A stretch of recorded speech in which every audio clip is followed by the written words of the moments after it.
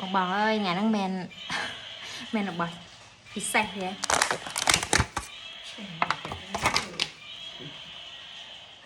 Bong cầu độc đưa các mày ấy cái mày còng những cái hạt y thế này cái hạt bong cầu nữa ấy. Ôi thế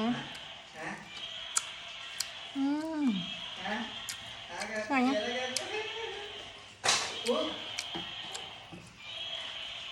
Bong cầu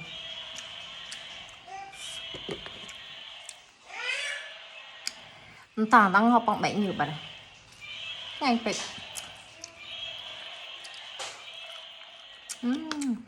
bong cổ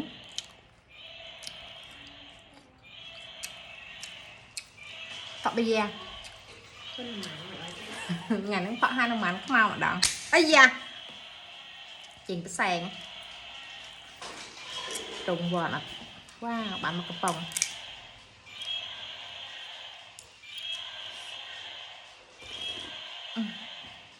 chèn mau không phải cho muối phải bây giờ hay làm bông cổ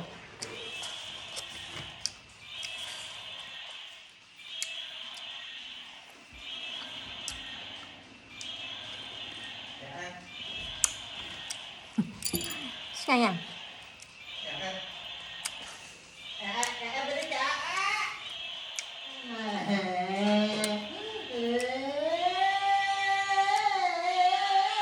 kem bầu à mình mừng tôm sa bông tôm sờ lật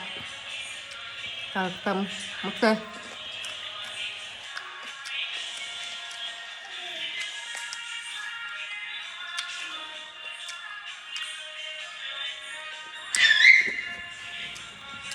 ê mà nhậu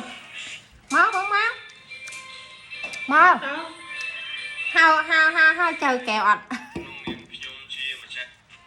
nắm mà nhậu mò ấy kia mà nhậu ấy mà mình dạ phải mình sẽ thông bông á